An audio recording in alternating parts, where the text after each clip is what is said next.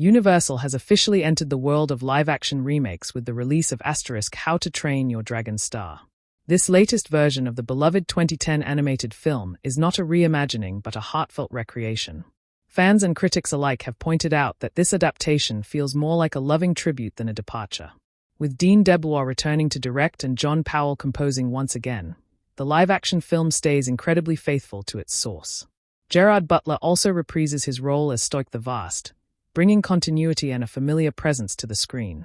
The film introduces fresh faces in the lead roles, with Mason Thames portraying Hiccup and Nico Parker stepping into the role of Astrid. Both young actors have gained significant praise for their performances.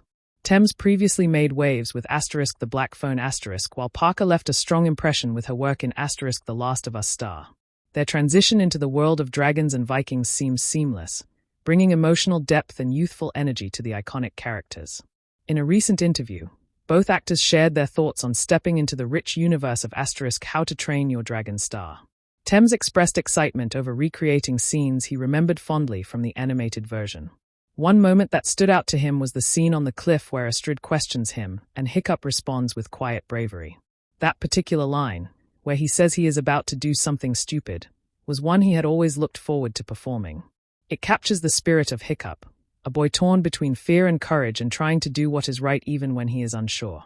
Thames also recalled an emotional scene with Gerard Butler where Stoic finally expresses pride in his son. That moment of reconciliation after Stoic rescues Hiccup and Toothless from the sea was one of the most powerful scenes in the film and one Thames felt honored to bring to life.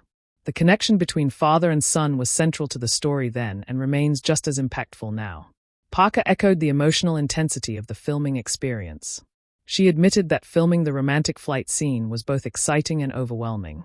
She and Thames watched the original animation many times, wondering how such a fantastical moment could be recreated with live action and effects. The romance and magic of that scene were key to the movie's original charm, and capturing it again in a new format was a major challenge. According to Parker, the process felt surreal but ultimately rewarding. One of the biggest hurdles for both actors was working in a world dominated by CGI.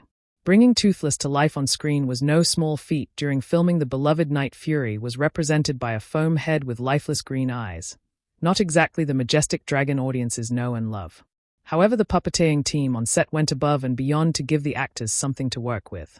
Thames shared how this helped him deliver a more believable performance.